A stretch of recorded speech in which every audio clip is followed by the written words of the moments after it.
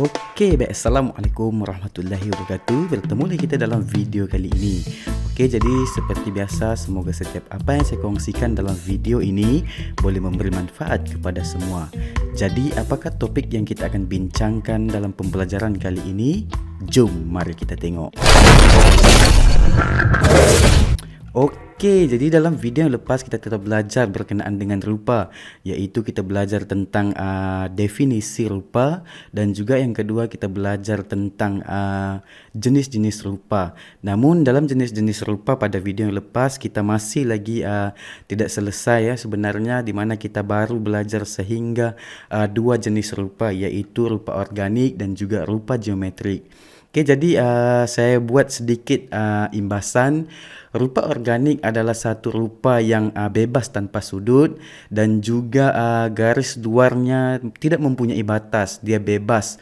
Okey, tidak mempunyai sempadan ataupun paling penting sekali untuk kita memahami rupa organik ini adalah rupa yang dihasilkan secara spontan. Okey, jadi yang kedua kita belajar juga berkenaan dengan rupa geometrik, di mana rupa ini dia mempunyai sempadan, okey, seterusnya dia mempunyai sudut, bersifat statik, dan juga biasanya dihasilkan menggunakan alatan geometrik seperti pembaris, jangka lukis, dan ada banyak lagi. Yang seterusnya kita belajar rupa juga sebenarnya wujud pada alam semula jadi, okey, objek buatan manusia, ataupun yang paling penting dalam pembelajaran kita ini wujud di dalam karya seni visual. Jadi berikut adalah contoh-contohnya. Okey, jadi di sini yang pertama sekali kita belajar berkenaan dengan alam semula jadi. Jadi biasanya dia buah-buahan, haiwan, ataupun bentuk daun sekalipun, itu adalah jenis-jenis rupa sebenarnya. Okey. Yang seterusnya di sini ditunjukkan juga rama-rama. Jadi kita kena kenal pastilah, okey, yang ini rupa yang kita jumpa tu adalah alam semula jadi. Ataupun yang kedua kita belajar juga dalam video ini, rupa juga wujud pada objek buatan manusia. Okey, dalam buku teks anda sebenarnya ditunjukkan. Okey, yang pertama payung, okey, yang kedua cawan, dan seterusnya kereta. Yang ini adalah buatan manusia. Sebenarnya ada banyak lagi. Cuma dalam buku teks ni dia tunjukkan 3 saja. Mungkin yang ini lebih jelas ataupun mudah untuk difahami. Dan yang ketiga, di dalam karya seni visual. Okey, di dalam karya seni visual ni dia ada banyak sebenarnya, ada luas, termasuklah penghasilan grafik, seni halus. Okey, di dalam seni halus tu ada banyak lagi arca, catan, dan lukisan. Okey, right. Jadi di dalam gambar ini dia pertama sekali dia tunjukkan logo dalam logo, iaitu tipografi. Lepas tu kita boleh juga tengok rupa ni sama ada di dalam corak, okey, pembalut buku ataupun macam-macam lagi. Okey, jadi itu rupa. Okey, seterusnya berkaitan dengan rupa adalah berkaitan dengan rupa positif, dan juga rupa negatif. Okey, jadi raja di bawah untuk mengetahui langkah-langkah penghasilan positif. Okey, jadi ini adalah contoh penghasilan macam mana kita mau pastikan iaitu adalah rupa negatif ataupun rupa positif. Okey, jadi yang pertama sekali kita kena ada subject matter dulu ataupun bahan kajian. Contoh dalam buku teks ni dia tunjukkan ikan, okey, sebagai bahan kajian dia ataupun subjek kajiannya. Okey, yang seterusnya kita buat garis luar subjek kajian tersebut. Maksudnya ikan tadi ni kita masukkan ke dalam, okey, ke dalam ni, lepas tu kita buat garis luarnya sahaja. Okey, sebab kita kena ingat rupa ni adalah cantuman di antara permulaan dan juga akhir garisan tadi. Okey, dan proses seterusnya ni adalah untuk kita menentukan sama ada rupa itu positif ataupun negatif. Okey, jadi yang ketiga ni, okey, tadi yang ni kedua kita buat garis luar. Yang ketiga ni, bila kita dah buat garis luar tadi, kita akan hitamkan pula bahagian dalam. Okey, bahagian dalam garis luar yang kita buat tadi itu. Okey, bila kita sudah hitamkan, yang itu adalah menunjukkan rupa yang kita hasilkan tu adalah rupa positif. Okey, rupa positif. Dan yang keempat adalah penghasilan rupa negatif. Okey, kalau positif tadi kita buat di dalam, untuk negatif kita buat di sebelah luar. Okey, simple, mudah. Itulah kaedah penghasilan, bagaimana kita hendak tentukan rupa itu adalah negatif ataupun positif. Okey, itu sedikit sambungan berkenaan dengan jenis-jenis rupa tadi. Okey, jadi seterusnya dalam video ini kita akan juga menyentuh berkenaan dengan fungsi rupa. Okey, fungsi rupa. Jadi rupa mempunyai pelbagai fungsi sebenarnya, antara untuk menghasilkan corak, untuk menghasilkan lambang, logo ataupun tipografi sekalipun, ataupun tipografi. Jadi olahan rupa yang kita buat, contoh dia bulat, okey, contoh bulat, kita ulang-ulang bulat ni, dia akan boleh menghasilkan corak. Okey, sama ada menggunakan kaedah tindanan yang pertama, yang kedua penambahan, yang ketiga iaitu pengurangan. Jadi mari kita tengok apakah yang dikatakan dengan tindanan. Okey, jadi tindanan ini adalah kita tindan, maksudnya ada image ataupun subjek di bahagian depan dan juga bahagian belakang. Okey, di dalam buku teks anda dia tunjukkan, ya ini adalah image atau rupa yang mudah untuk kita fahami. Jadi yang pertama dalam buku teks ni dia buat segitiga. Okey, yang kedua bulat. Jadi apa yang kita kena hasilkan untuk kaedah tindanan ini, yang pertama sekali kita buat warna yang berlainan. Jadi kita yang akan tentukan sendiri sama ada segitiga ni di atas ataupun bulat ni di atas. So bergantunglah kepada kreativiti kita. Dan bila kita sudah siap menghasilkan kaedah tindanan ni tadi, kita sudah tentukan warna dan barulah kita mulakan proses penghasilan secara berulang-ulang ni. So kita akan ulang. Dan ulangan tadi tu yang akan menampakkan kita punya rekaan itu lebih menarik. Dia berulang warna dan sebagainya, rupa yang kita gunakan. Seterusnya untuk menghasilkan corak dengan kaedah tindanan. Okey, jadi yang kedua berkenaan dengan kaedah penambahan.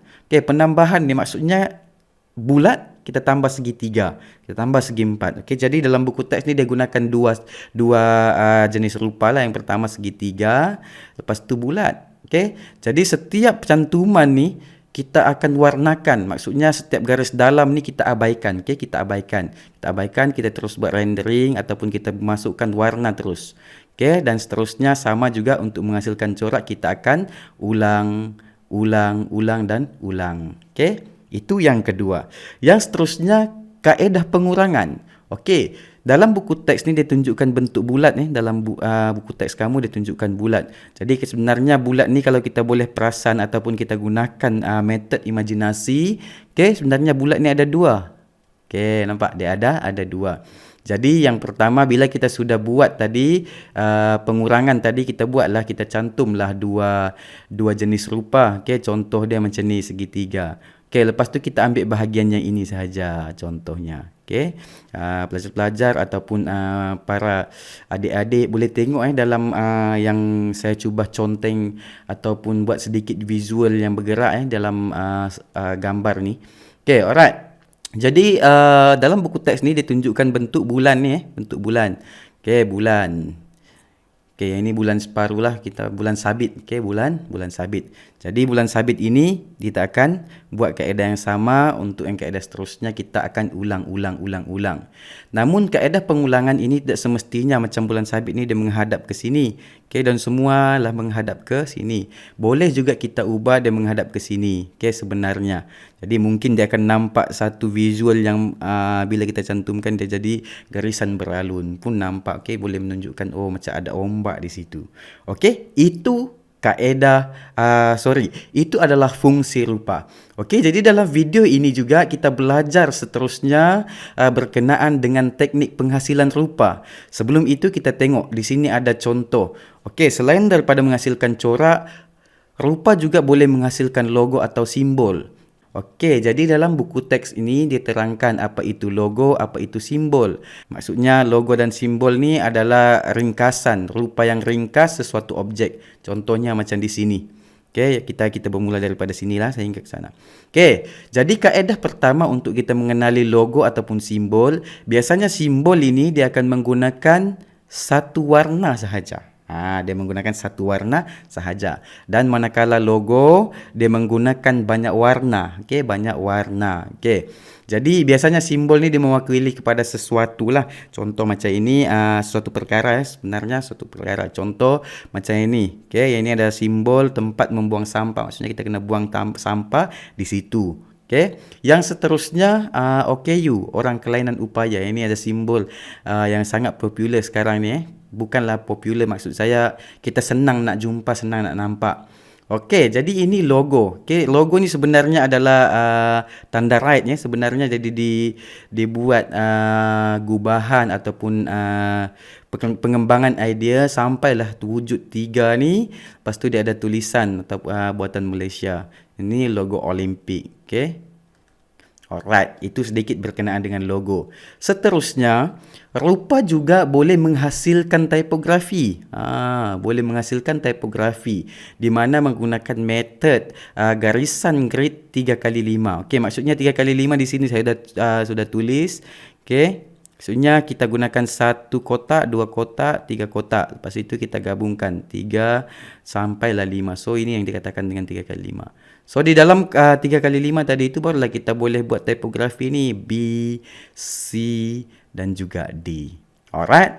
Okey, mari kita tengok pula subtopik yang seterusnya di dalam pembelajaran rupa, iaitu teknik. Okey, teknik penghasilan rupa. Sebenarnya teknik penghasilan rupa ni dia ada persamaan dengan teknik-teknik penghasilan garisan. Okey, di mana kita belajar dalam video yang lepas. Kalau masih belum menonton video lepas, boleh tengok dalam channel YouTube ini. Okey, jadi kaedah yang pertama iaitu menggunakan lipat dan gunting. Maksudnya kita lipat kertas tu dan kita gunting. Okey, jadi dapatlah rupa yang ada di dalam ni. Ini rupa. So biasanya rupa ni boleh jadi yang seperti kita rancang dan boleh jadi benda lain.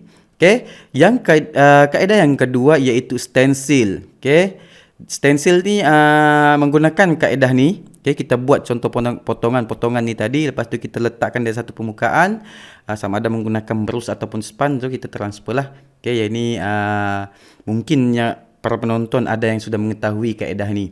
Okey, seterusnya kaedah collage, tampal-tampal macam gitu. Okey, cetakan, kita mencetak. Yang seterusnya menggunakan kaedah hard edge. Hard edge ni biasanya blocking color lah, blocking color. Okey, kita boleh gunakan masking tape ataupun kita buat garisan sendiri. Alright. Dan yang keenam, yang terakhir iaitu capan, kaedah capan. Yang ini kaedah capan ni biasa adik-adik tingkatan 1 dia sudah biasalah, maksudnya di sekolah rendah dulu masa darjah 6, darjah 5 dulu ada aktiviti-aktiviti pembelajaran yang menggunakan kaedah ini. Dengan kita ambil bahan semula jadi, contoh dia daun, lepas tu kita warnakan daun tu, kita chop di atas kertas yang baru. Okey, jadi itulah sedikit berkenaan dengan pembelajaran kita pada hari ini berkenaan dengan topik rupa. Okey, jadi jangan lupa sekiranya mempunyai soalan ataupun mempunyai cadangan, boleh tinggalkan komen anda di bawah. Okey, jadi kita buat sedikit ringkasan berkenaan dengan pembelajaran hari ini. Tadi kita belajar berkenaan dengan fungsi rupa. Okey, rupa ini adalah digunakan untuk menghasilkan corak, lambang, logo ataupun tipografi. Okey, jadi bagaimana cara menghasilkannya? Untuk menghasilkan corak ini kita boleh gunakan 3 metod ini ataupun 3 kaedah ini. Yang pertama kita belajar tentang tindanan, kedua penambahan dan juga pengurangan. Okey, yang seterusnya dalam video ini kita belajar juga antara fungsi rupa iaitu untuk menghasilkan logo dan simbol. Okey, jadi sedikit maklumat tambahan. Logo, simbol. Okey, biasanya simbol ni menggunakan satu warna, manakala logo dia dah diubah suai sehingga banyak warna lah. Okey. Alright, itu logo dan simbol. Yang seterusnya untuk menghasilkan tipografi dan sangat kerap digunakan menggunakan grid ataupun garisan grid 3x5 ni. Okey, jadi maksudnya 3x5 ni adalah dalam ukuran sentimeter lah. Okey, saya bergantung kepada saiz yang kita hendak hasilkan. Kalau kita hendak hasilkan tu 1 inci, boleh juga kita gunakan 1 inci. Alright, yang seterusnya kaedah ataupun teknik penghasilan rupa. Okey, jadi di dalam buku teks ni dia kongsikan 6. Yang pertama lipatan dan guntingan, yang kedua stensilan, ketiga collage, yang keempat cetakan, kelima hard edge dan yang terakhir iaitu capan. Okey, jadi semoga anda peroleh manfaat daripada video ini. Jangan lupa tinggalkan komen untuk memberi sedikit respon sama ada video ini mampu untuk membantu anda memahami topik yang kita bincangkan sebentar tadi. Okey, jangan lupa like, komen dan subscribe channel ini. Sekian, terima kasih. Kita berjumpa lagi pada video yang akan datang. Bye.